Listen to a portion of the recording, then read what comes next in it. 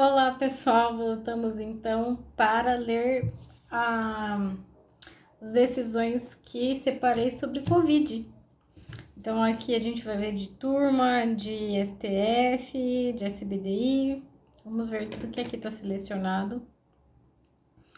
Vamos começar então com uma decisão da quinta turma do TST de março de 2022. E vou ler então aqui o que está grifado. A quinta turma, ela rejeitou um recurso da Nutriserve contra uma decisão que afastou a dispensa por força maior de uma merendeira. Essa modalidade está prevista na CLT e em medida provisória vigente na época, em razão da pandemia do Covid-19. Mas para o colegiado não foi comprovada a necessidade da empresa adotá-la. Então aqui ela tinha que comprovar, o ônus da prova era dela. E aqui contando a história, né? O juiz da vara do trabalho de Friburgo e o tribunal declararam nula a dispensa por força maior e acolheram um pedido de reversão para sem justa causa. Para o TRT, cabia ao empregador provar a extinção da empresa por fato alheio à sua vontade. Por exemplo, dificuldades transitórias... por sua vontade, ponto. Dificuldade transitória ou momentânea não justifica a rescisão contratual por esse motivo, sobretudo tendo-se em vista que cabe ao empregador assumir os riscos da atividade. E aqui, uma observação do Covid-19. Agora que eu tô youtuber, fico vendo o pessoal falando que não pode falar esse termo, mas bom, né? Enfim, acho que aqui não tem problema. Diz que a redução somente é autorizada em lei se houver fechamento da empresa ou de um de seus estabelecimentos, como se constata a teor do artigo 502, inciso 2 da CLT. O ministro ressaltou que os preceitos que disciplinam a força maior e seus impactos nas relações de trabalho exigem a comprovação de expressivo impacto da força maior sobre a atividade econômica explorada, como a indesejável situação de extinção ou redução das atividades. Então, aqui, olha, eles falam do artigo 502, inciso 2 da CLT, e que tem, então, que comprovar para poder aplicar essa medida que é prevista tanto em lei como na medida provisória.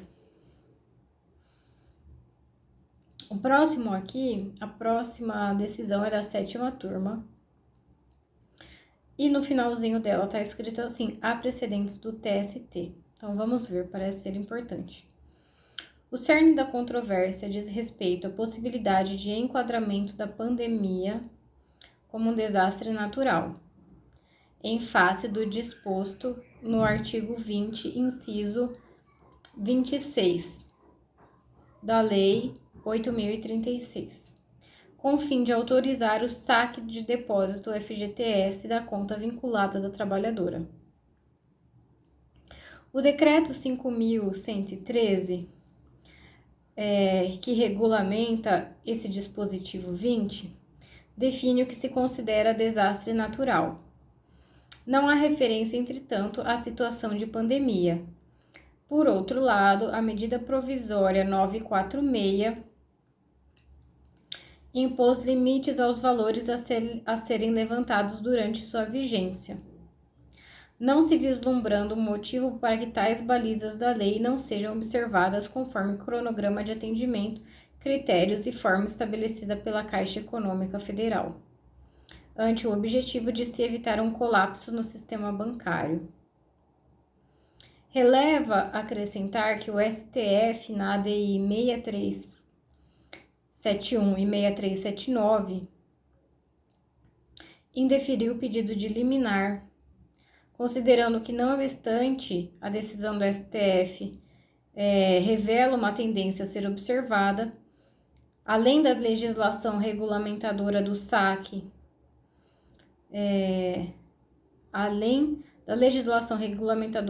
do FGTS de forma específica a pandemia, não há como deferir a pretensão da autora.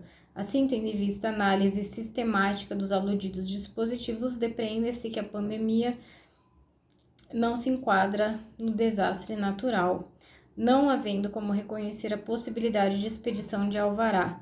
Então, aqui, olha, eles falam do artigo 20, inciso 16 da lei do FGTS.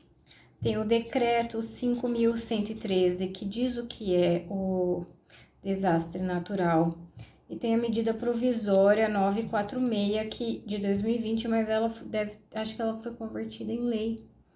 Tem que verificar se o dispositivo se foi repetido o dispositivo sobre esse assunto. Também tem medida liminar do STF na ADI 6371 e 6379. Então, diante desse contexto, não é possível equiparar. E aí ele fala que também, acho que é importante, um fundamento importante é o colapso do sistema bancário também, que não adianta, né, a gente fingir que não causaria, então, esse impacto. A próxima aqui decisão é do STF na ADI 6926 e diz que é constitucional norma federal que prevê a transferência de recursos pela União aos estados e ao Distrito Federal para garantir acesso à internet com fins educacionais por alunos e professoras da educação básica em virtude da calamidade pública decorrente da pandemia. Também é do STF a decisão sobre inadimplência, recusa de matrícula, competência legislativa nas ADI 7104 e 7179. Aqui diz que é inconstitucional por violar a competência privativa da União para legislar sobre direito civil, uma norma estadual que impede que as instituições particulares...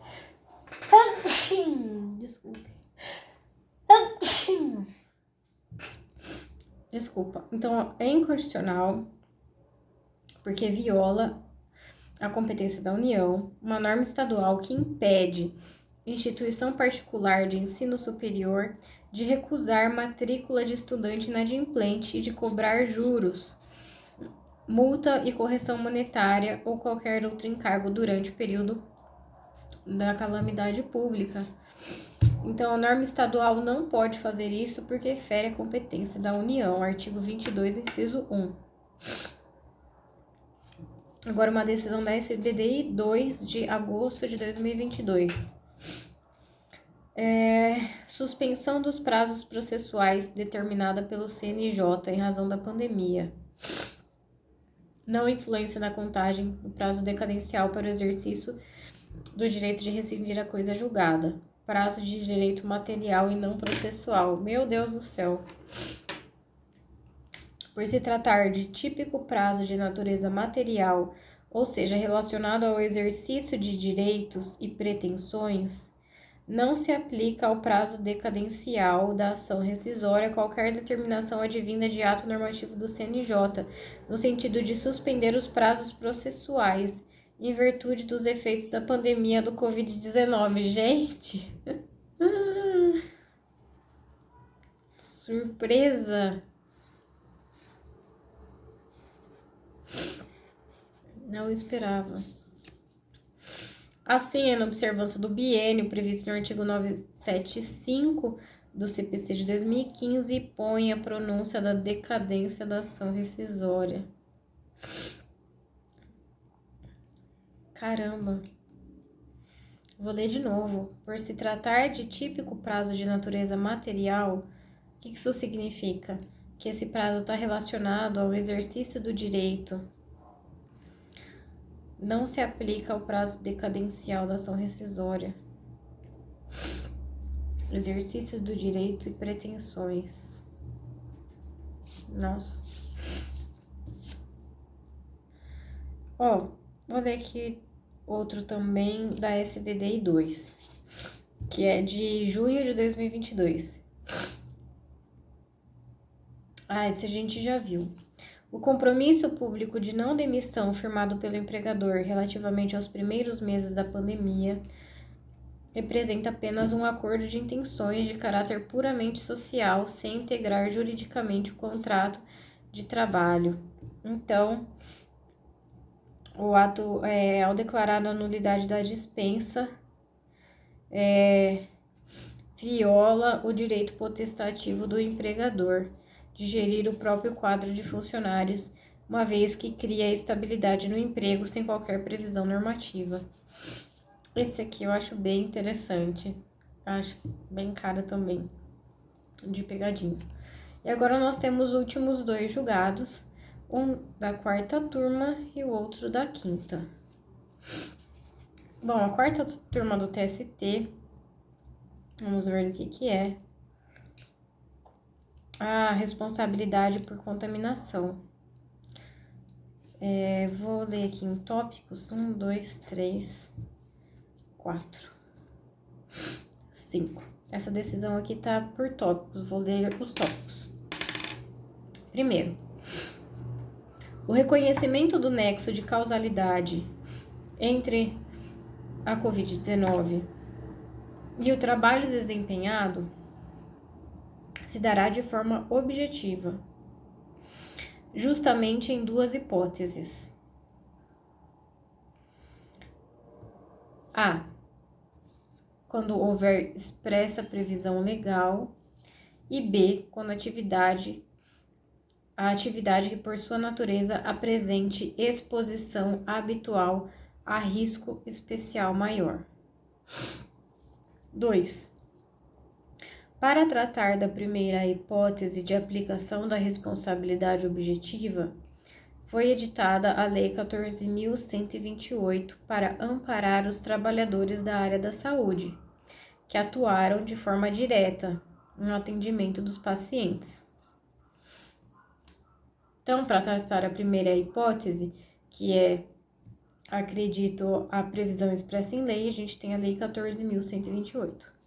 Quanto à segunda hipótese, que é a exposição habitual a risco, aqui é o item 3, né? Quanto à segunda hipótese, natureza da atividade que apresenta exposição habitual a risco especial maior, é necessário identificar e comprovar que o tipo de serviço expõe o trabalhador a um perigo acentuado de contaminação pelo novo coronavírus a ponto de gerar a responsabilidade objetiva.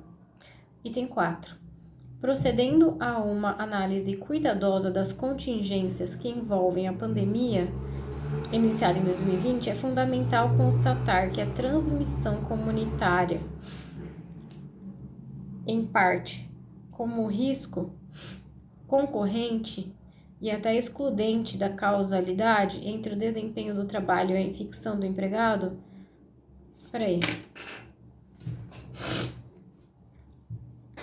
Procedendo a uma análise cuidadosa das contingências que envolvem a pandemia, é fundamental constatar que a transmissão comunitária da doença funciona em parte como um risco concorrente e até excludente da causalidade entre o desempenho do trabalho e a infecção do empregado. Isso ocorre, pois é difícil aferir de forma exata as circunstâncias da infecção, o que aproxima bastante os conceitos de pandemia e endemia para fins de reconhecimento de doença do trabalho. Item 5. Assim, aplicando a teoria objetiva, inclusive com suas exceções, é possível constatar que o ofício do reclamante, que é auxiliar de produção em frigorífico, não se enquadra na hipótese de caso específico em lei e tampouco se configura como atividade cuja natureza apresenta exposição habitual a risco especial maior à contaminação pelo novo coronavírus. Então, achei bem importante aqui o item 1 que divide, né? Ele fala que existe a possibilidade de se aplicar a forma objetiva em 2 casos. A primeira é quando for prevista em lei, e dá o exemplo a Lei 14.128, e a segunda é quando houver essa exposição habitual a risco acentuado, que não é o caso do trabalhador aqui do frigorífico. Disse que a bom, como é aplicada a teoria objetiva nesses dois casos, também é aplicado até a excludente de causalidade, considerando a transmissão comunitária do vírus, é possível a gente falar na exclusão de causalidade. São argumentos bem importantes. E aqui de quinta turma, vamos ver sobre o que se trata: competência da Justiça do Trabalho, expedição de alvará, saque de depósito de FGTS. Vamos ver.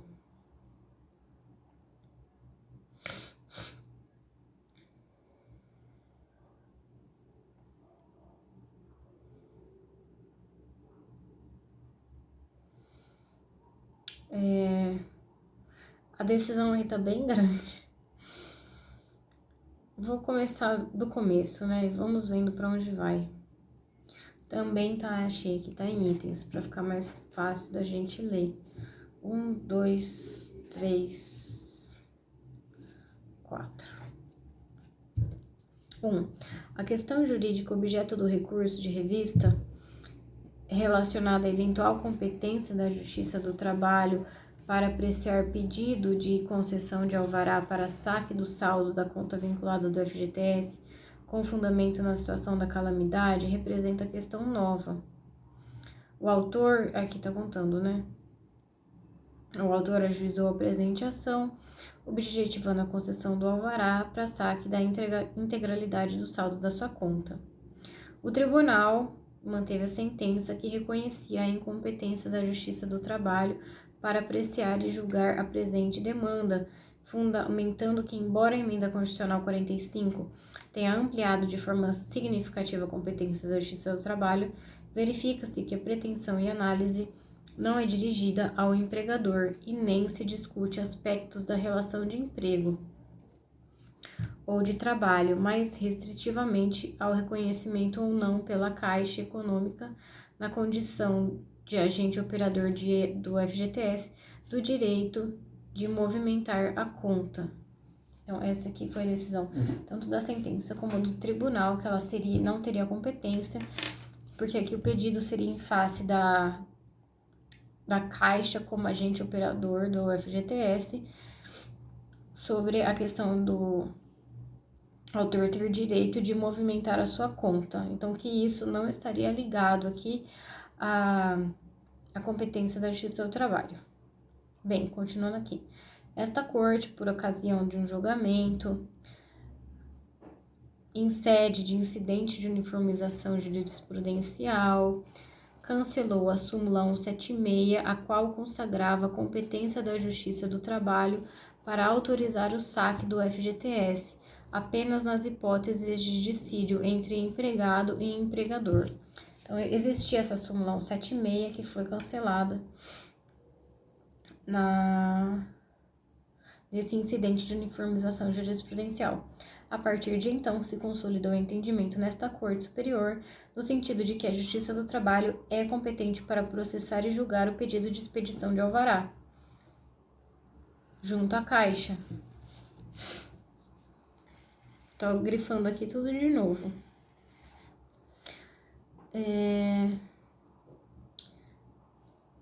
Certo. Como órgão de agente gestor do fundo.